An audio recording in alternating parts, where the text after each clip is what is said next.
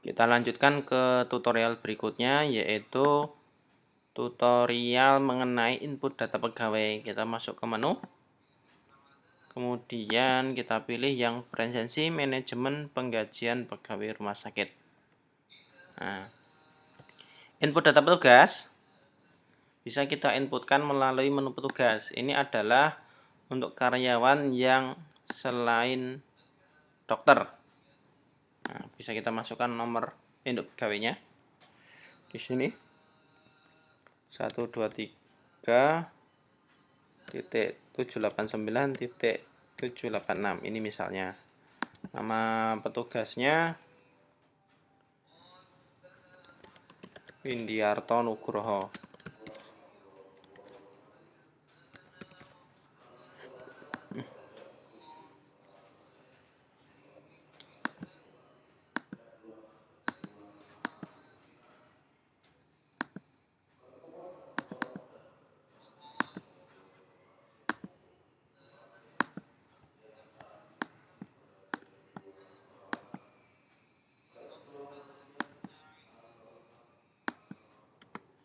Kemudian kita simpan. Nah, seperti ini. Ini untuk data petugasnya. Nanti untuk jabatan bisa kita ganti-ganti. Ini ada perawat kesehatan atau analisis atau yang lain. Yang jelas bukan perayu pasien wanita kalau yang ini. Nah, kita pilih jabatan. Untuk merubah, kita tinggal masukkan nama alamatnya.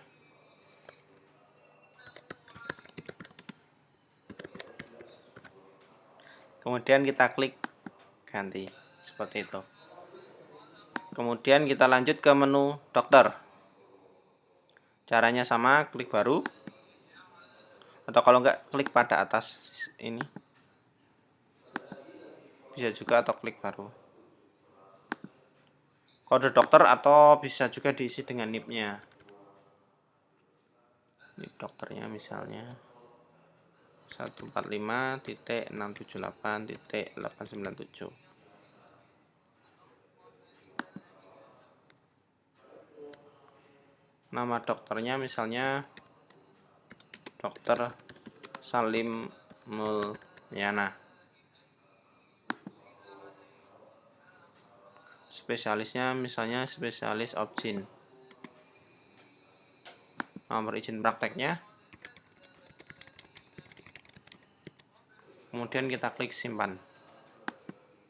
Nah, seperti itu.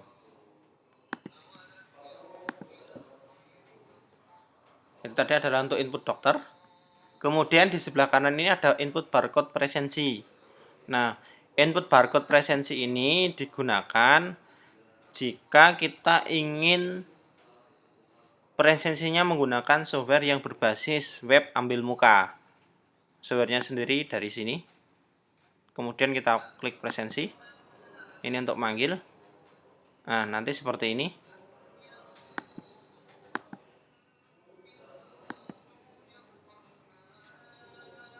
Nah, kebetulan gambarnya tidak bisa bagus menggunakan Mac. Nah, ini aplikasi presensi yang digunakan menggunakan barcode yang ada di software tadi.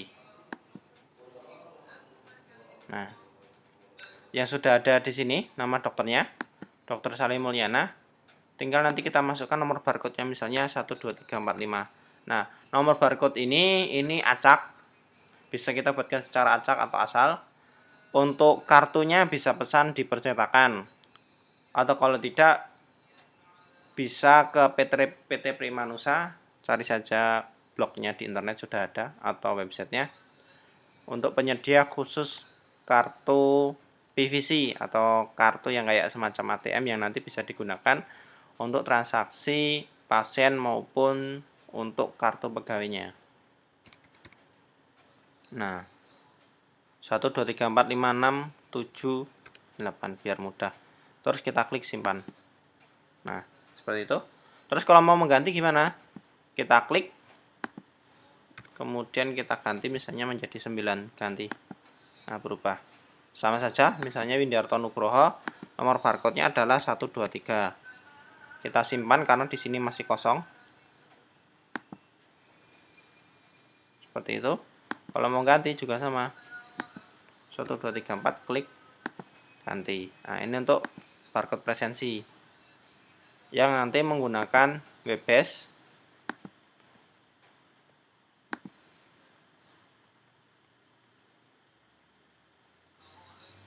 Mana tadi? Malah hilang. Nah,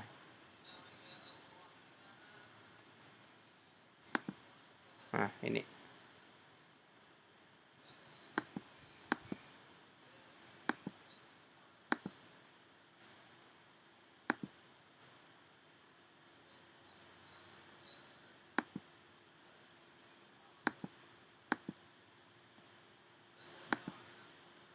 Barcode sudah. Kemudian untuk yang kedua adalah sidik jari.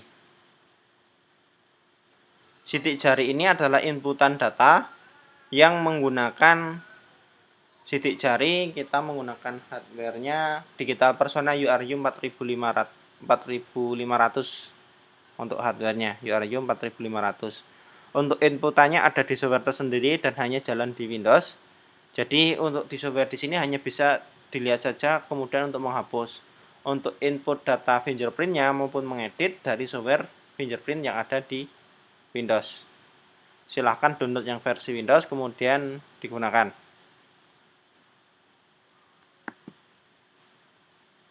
Kemudian jam presensi. Nah, jam presensi ini adalah untuk pengaturan jadwal yang nanti digunakan menggunakan fingerprint. Yang menggunakan fingerprint itu melalui pengaturan jam yang ada di sini. Kemudian jadwal pegawai. Ini adalah jadwal yang digunakan untuk membuat jadwal pegawai yang nanti akan digunakan untuk memparsing atau mencari data melalui fingerprint. Dia akan mengecek data yang ada di sini. Ini untuk penjadwalannya. Kita coba untuk bulan 7. Nah, belum ada sama sekali. Cara mengisinya adalah kita klik pada kolomnya. Kemudian kita klik spasi, kita pilih. Ini adalah data yang tadi. Kalau misalnya pagi dia masuk misalnya dari jam 6 sampai jam 4 sore. Terus mungkin hari berikutnya masuk di middle malam. Jam 12 malam sampai jam 6 pagi. Nah, seperti ini. Ini cuma contoh saja. Nah,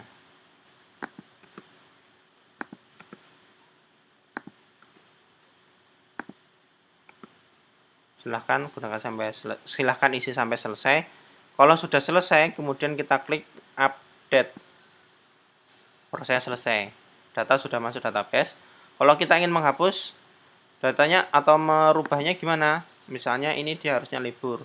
Libur kita delete saja. Oh, nggak mau ya.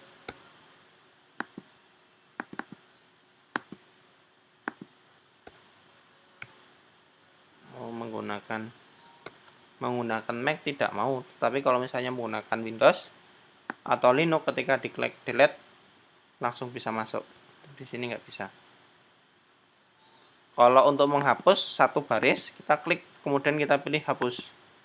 Tetapi kalau misalnya untuk sekedar mengisi aja, mengganti pada hari tertentu saja, langsung diklik saja delete. Tapi ini karena menggunakan Macintosh dia yang tidak mau. Mungkin bisa dicoba di yang berbasis Linux atau Windows.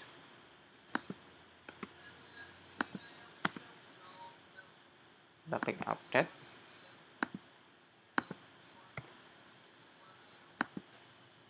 Kemudian untuk mencetaknya kita klik cetak. Tampilkan semua tanpa departemen dan pejabat. Kita pilih yang pertama dulu. Nah, ini modelnya. Kalau yang tidak diisi secara otomatis dia menjadi libur. Tetapi kalau misalnya yang diisi, dia akan memparsing menjadi pagi dan malam. Kalau tidak diisi, dia berubah menjadi L. Nah, ini model yang pertama. Model yang kedua adalah yang tanpa departemen dan jabatan. Nah, ini lebih simpel.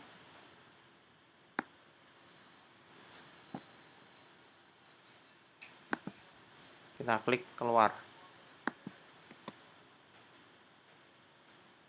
Klik keluar kok malah masuk ke sini.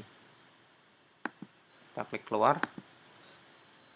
Ini adalah calon pegawai yang tadi ketika harus menggunakan fingerprint. Kemudian di sini ada presensi harian untuk rekapan hariannya. Presensi yang datang pada saat itu yang dilakukan pada tanggal 26/07/2015. Karena belum ada yang presensi maka belum tampil. Kemudian ada presensi bulanan. Rekapan untuk tiap bulannya. Kemudian ada rekap kehadiran. Nah, dari karyawan-karyawan baik petugas maupun dokter yang dimasukkan tadi, nanti akan ketahuan kehadiran dianya berapa, si pagi berapa, siang berapa, malam berapa. Kemudian toleransi, kalau misalnya terjadi terlambat 1 dan terlambat 2. Nah, untuk mencetak tinggal kita klik tombol cetak seperti ini.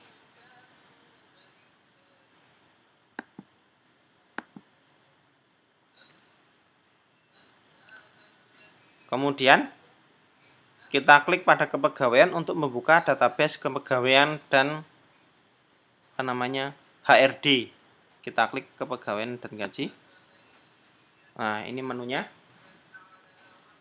Banyak sekali menu yang ada di sini. Ini berkaitan semuanya dengan penggajian, hak-hak karyawan, status kerjanya, kemudian jenjang jabatannya, lembur kepegawaiannya, keanggotaannya, potongan gaji, dan lain-lain. Di sini ada juga menu koperasi, riwayat jabatan, riwayat pendidikan, dan kegiatan alamiah serta kenaikan gaji.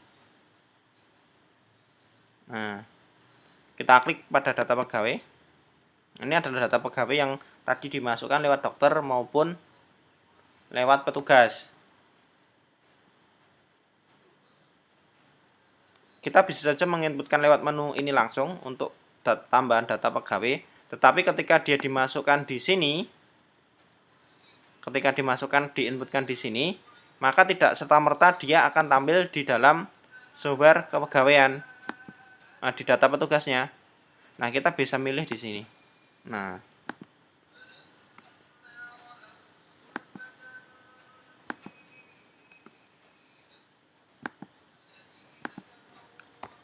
data yang diinputkan dari menu petugas otomatis masuk di data pegawai, tetapi ketika kita inputkan dari data pegawai belum tentu langsung masuk ke data petugas. Nah, seperti ini. Kemudian untuk gaji sendiri di software ini kita menggunakan konsep berdasarkan pendidikan. Nah, pendidikannya dibagi menjadi gaji pokok masa kerja kurang dari 1 tahun, 1-3 tahun, dan lebih dari 3 tahun.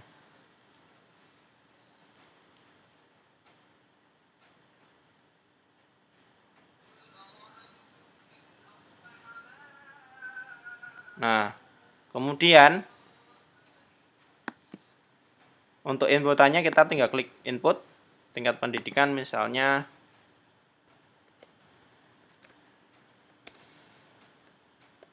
apa ya, S1 akuntansi. Ini indeks pendidikannya kalau dibutuhkan, tetapi kalau tidak perlu. Nah, perlu fungsi dari indeks nanti akan diakumulasi dalam proses penggunaan untuk pembagian insentifnya.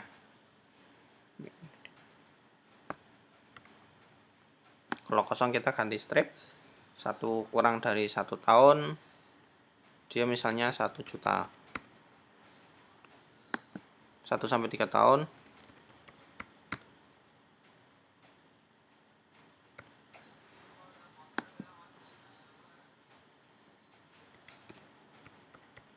lebih dari 3 tahun misalnya 2.500.000. Nah, data berhasil disimpan. Kita klik di sini. Ini gajinya. Itu untuk pendidikannya. Ini untuk bidangnya, cara inputannya sama saja. Tinggal kita masukkan bidangnya. Status kerja. Ini indeks statusnya. Nanti indeks ini dipakai juga untuk pembagian insentif. Kalau untuk input datanya caranya sama saja.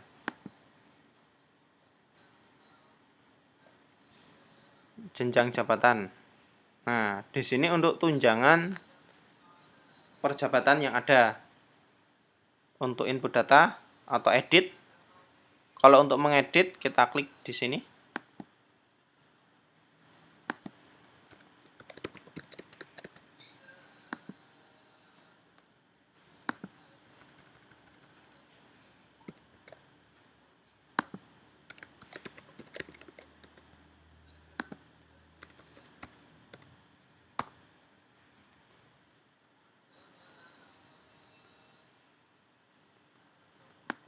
Oh iya, ini harusnya ya di sini.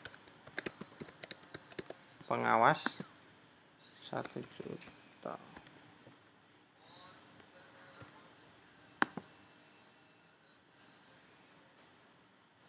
Nah, seperti itu.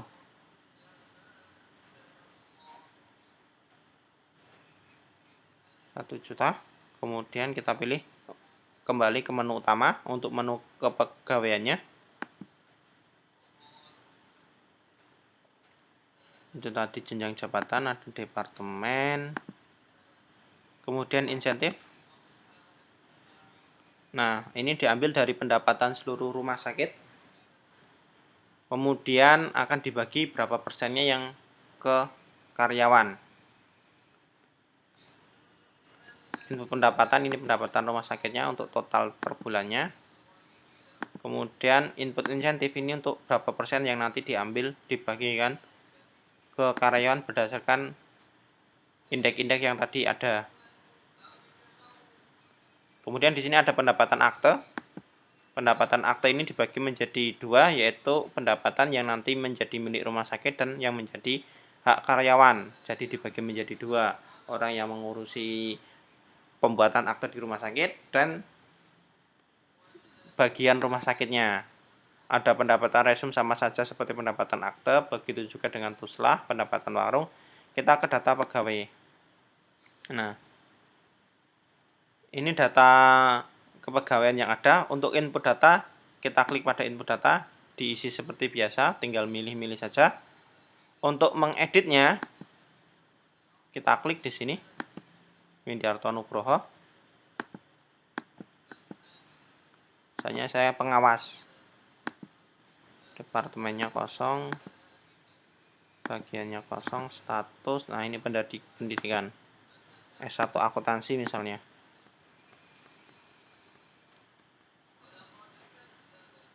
Nah, untuk wajib masuk sendiri tinggal dipilih sesuai item yang ada di sini. Kalau misalnya strip, berarti dalam 1 bulan dia harus masuk total kecuali hari libur biasa. Kalau min 1,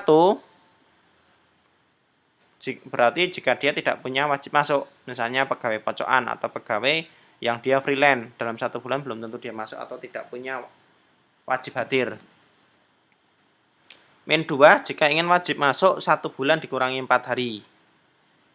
Diisi dengan min 4, kalau posisinya ini 1 bulan dikurangi hari Minggu saja atau hari Ahad.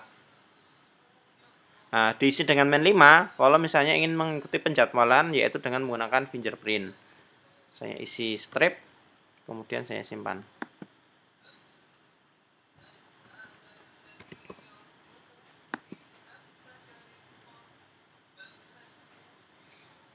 Nah, sudah, kemudian kita klik ke menu utama. Kita klik keanggotaan. Kita update di sini, tadi Windiarto. Di sini untuk memilih baik itu keanggotaan koperasi maupun jam sustek. Nah, ini. Misalnya ini tidak, ini Y.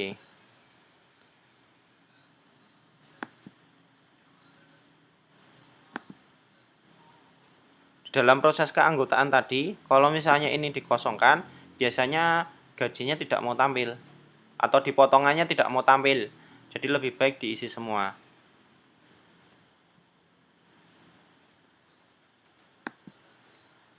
Kita cek di sini. Kita masuk ke potongan.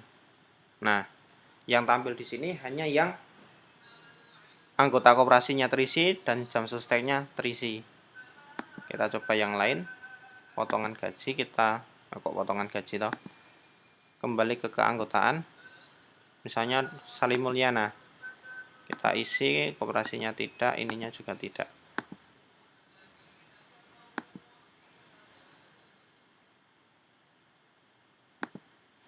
Kemudian kita isi yang Dewi juga. Ini T, ini juga T. Simpan. Kita cek di sini. Potongan gaji yang terisi semuanya, baru dia yang tampil.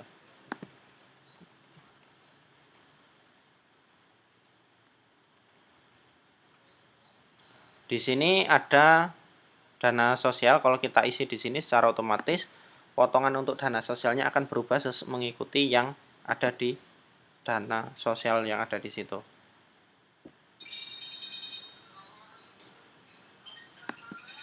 Kita pilih menu. Kemudian untuk melihat penggajian sendiri, kita langsung klik pada menu penggajian. Nah, akan langsung semuanya tampil di sini.